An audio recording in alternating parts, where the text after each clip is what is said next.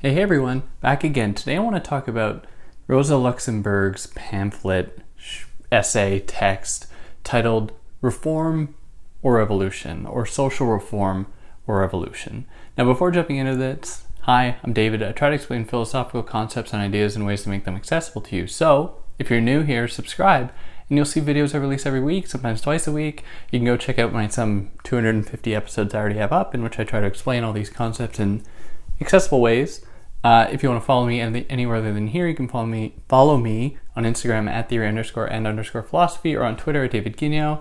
If you want to help me out, you can like, share, subscribe, tell your friends. You can help me out monetarily via Patreon or PayPal, but obviously no pressure to do that. If you found this in podcast form, you're going to be able to find the video on YouTube, or if you found this on YouTube, you're going to be able to find the audio in podcast form pretty much anywhere where you get podcasts, where if you're into that, then do that. There should be links for everything in the description. You can go and click away and do all those magical clicking things. Now, let's jump into this important, short, complicated text that Luxemburg gives us. Now, this text is primarily a response or a pushback against the work of Edward Bernstein, among others. So she's going to talk about other people like Schmidt and Wolf and other people who belong to the camp of socialism without Marxism, which is the way I'm putting it. This isn't the term she uses, but these are people who advocate for socialism while still clinging to capitalism.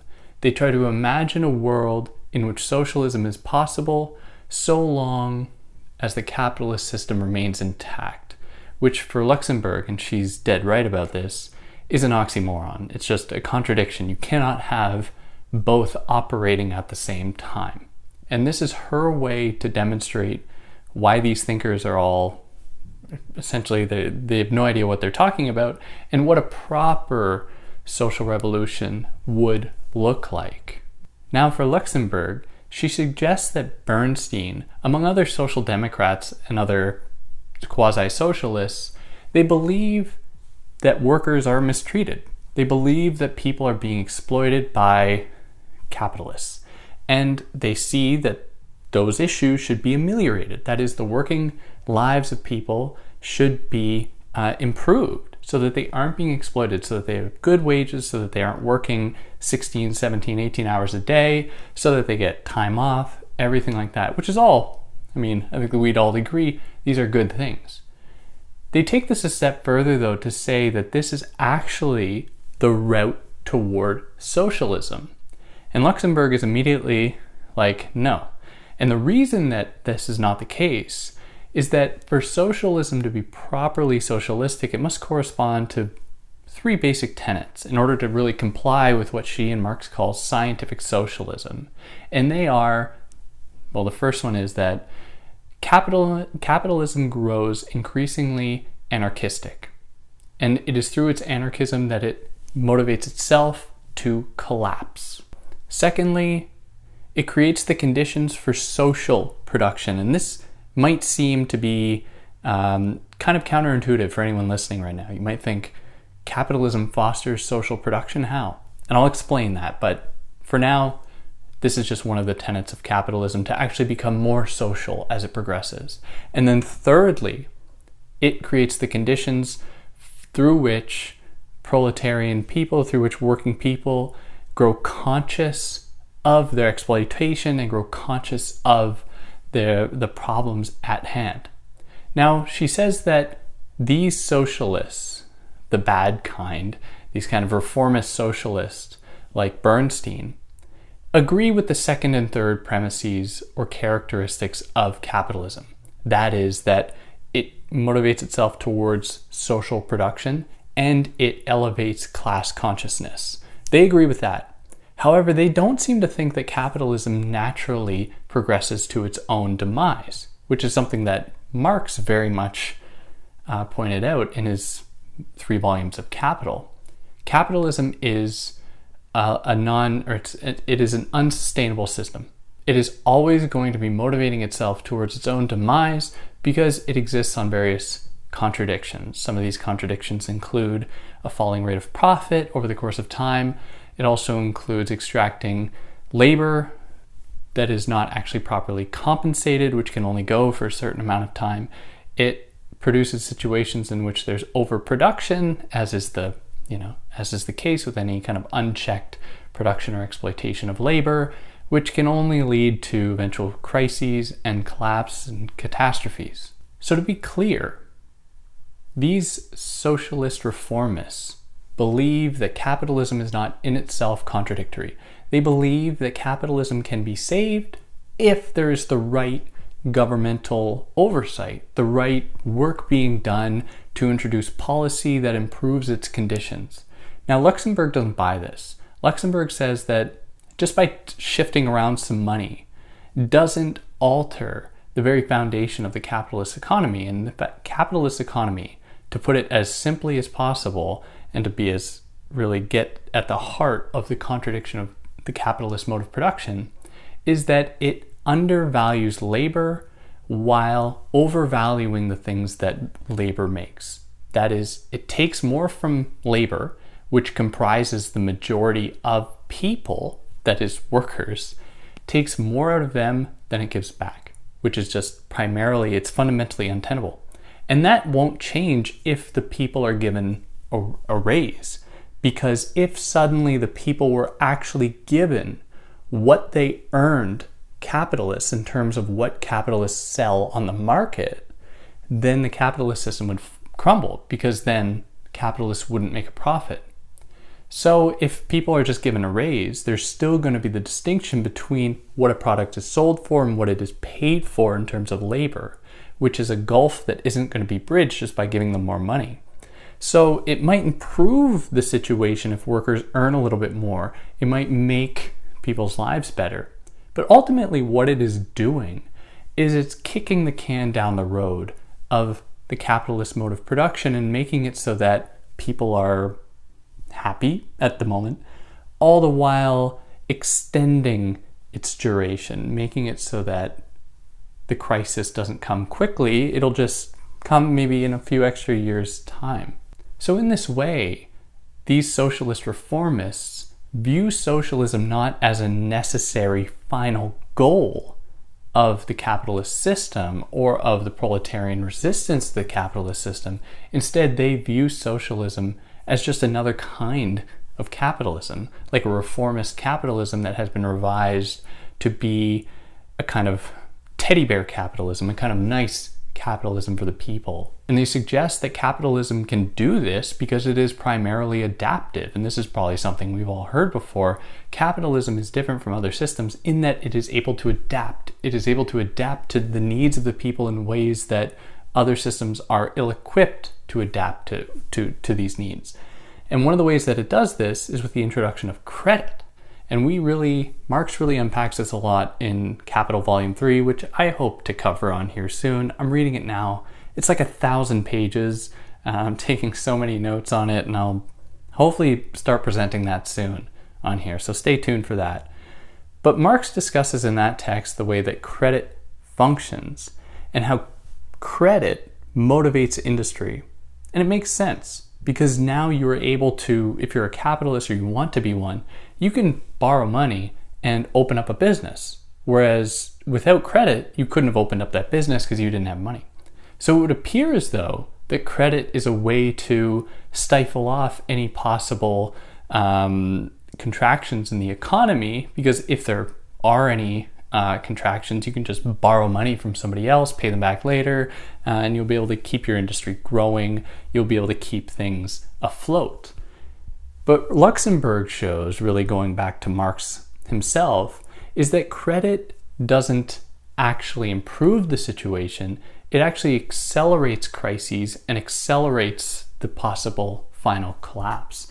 And it does this because credit motivates overproduction. If you have credit, it means that you aren't really going to be listening to this so-called thing of supply and demand. You're going to be more prepared to invest your money in ways that are irresponsible. And more people are going to be opening businesses. More people are going to be competing, encouraging overproduction.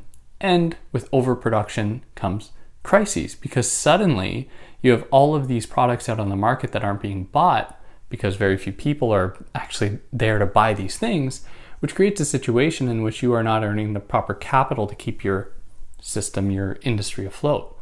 And as we've seen time and time again with crises in a capitalist economy, is that if there is a crisis localized to a specific nation, it will have a ripple effect all across the world, just because of the interconnected nature of these markets. And it makes sense, and would necessarily follow then that any minute issue in one place can have detrimental effects somewhere else. And it was also in 2008, that crisis was very much motivated by credit, by loans being given out to people without any kind of scruples, without any care to assess whether or not these loans can be paid. And eventually it'll come to the point where people will have to pay back these loans.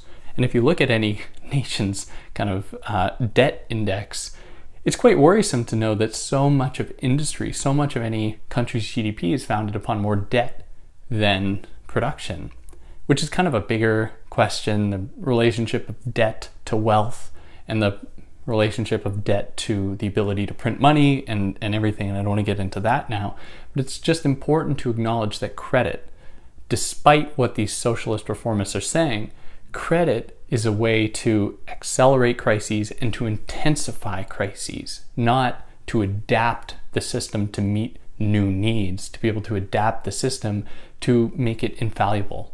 It will always be valuable, just that's the nature of the capitalist economy, with crises occurring every 10, 15, 20 years, and credit will only exacerbate those crises.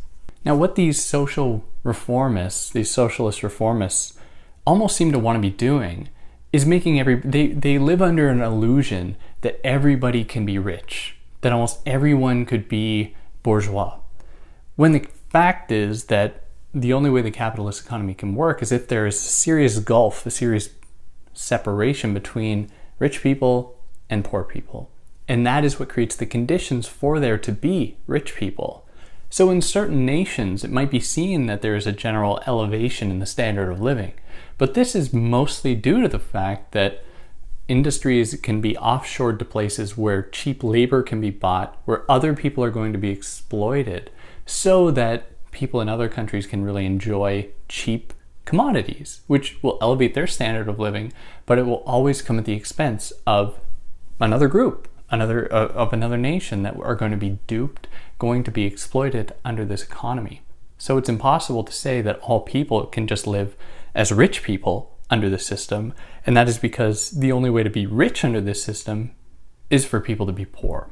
So to say otherwise, to say that everyone can be rich, is to submit oneself to an ideal illusion, to idealism, not in the German idealist sense, but idealism in living in a fantasy world in which capitalism doesn't have these contradictions.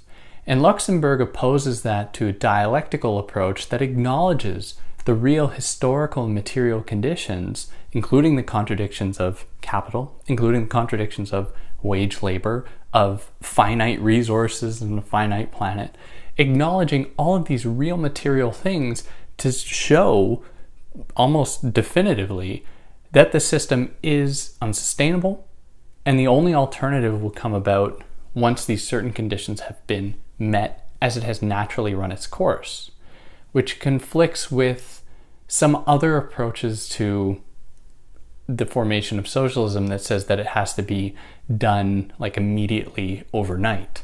That would be wrong to some extent, but also it demands a little bit of a qualification, where Luxemburg says in this text and in others that it can be forced, but it will likely fail, which doesn't necessarily mean that it shouldn't be done again. The point is just that was not the right moment. And so it should be encouraged repeatedly in order for the system to properly be overhauled, to properly transform into socialism. Now, one of the other ways that Bernstein and the socialist reformists view the capitalist economy in a positive light is they see it becoming more socialized, which I said might seem kind of counterintuitive to most people.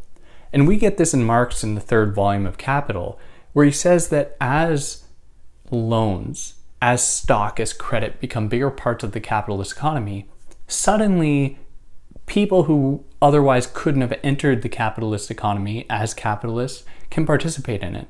So many people can contribute to the stock market and technically own part of a company in a way that a worker wouldn't, and so they can enter into that domain, something that was previously foreclosed to them. And this is a good thing in a kind of Marxist sense because it points to the possibility of social ownership of these means of production. But at the same time, of course, there are risks present here in that the system as it exists now is not sustainable in itself.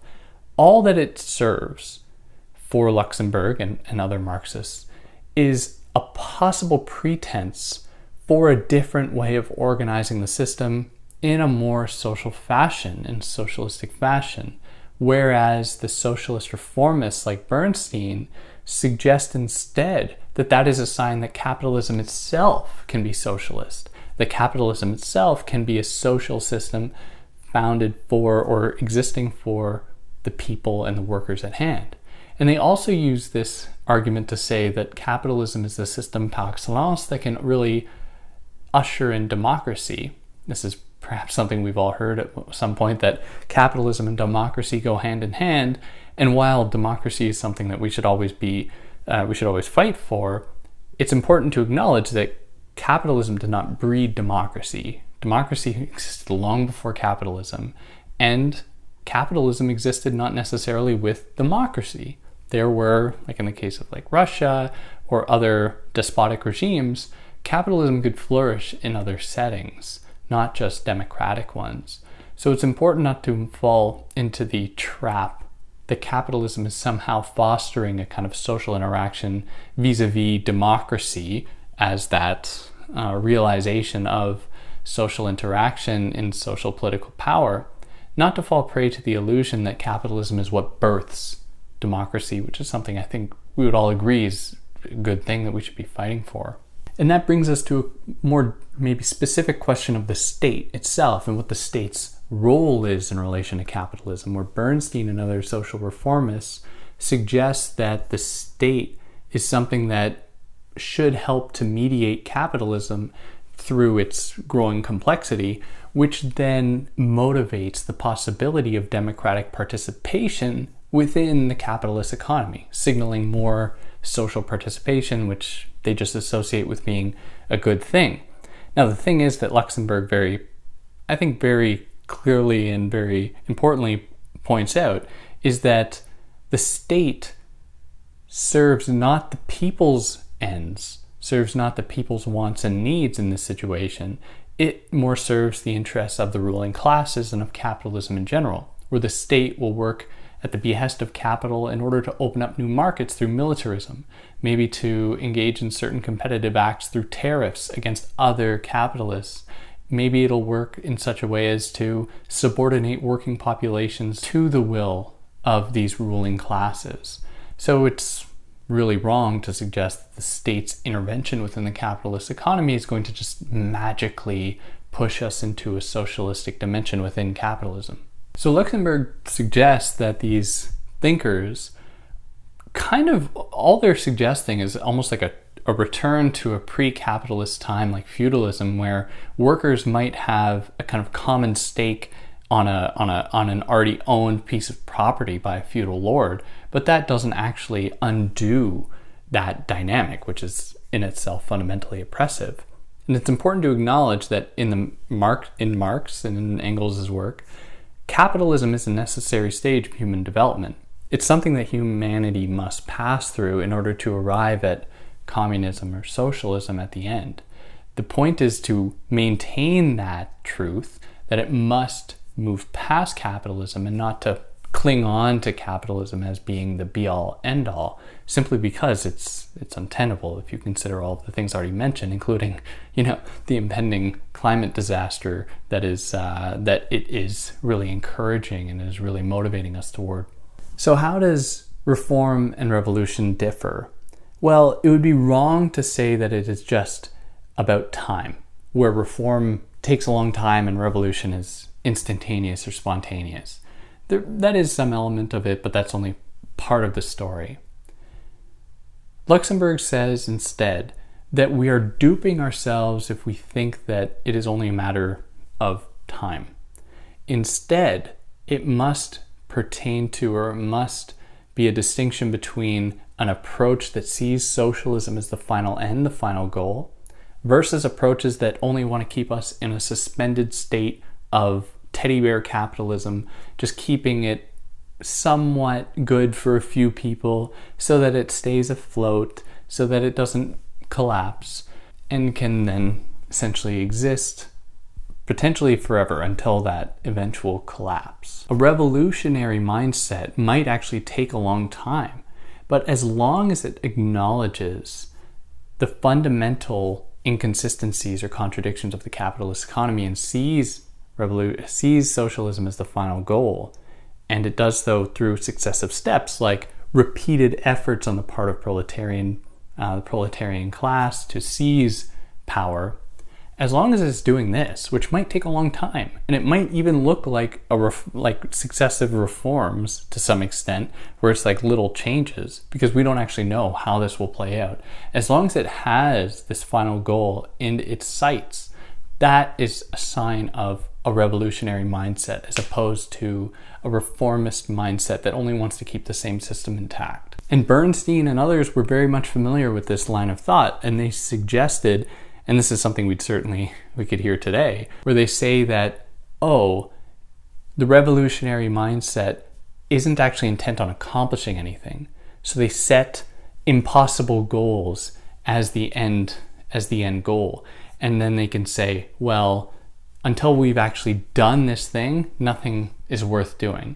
The only real project is the revolutionary one, which is just a straw man kind of bad faith argument, where the revolutionary mindset for Luxemburg is one that can happen in successive steps, but that always has its mind on that final goal, however it'll be accomplished. Whereas these other folks will make small real life changes, but that don't actually improve conditions for everyone, and will instead keep the system intact for as long as possible before its eventual final collapse. At which point there won't necessarily be a class consciousness to craft a socialist economy out of the ashes, out of the ruins of a failed capitalist one, if it goes on for too long. And yeah, that pretty much covers this text. There are other little details in there that I didn't go into a lot of detail about because there are quite a few little things, and you have to go read it. It's short, so you wouldn't be wasting your time, but I think that this was a fair introduction. If there's anything that you think I really should have included, I'd love to hear about it, or anything I got wrong, I'd love to hear about it. You know how to let me know in the comments. If you're listening to this on a podcast platform that lets you leave reviews, you can do it there. You can leave 5 stars. That would help me out. And yeah, catch you next time. Take care.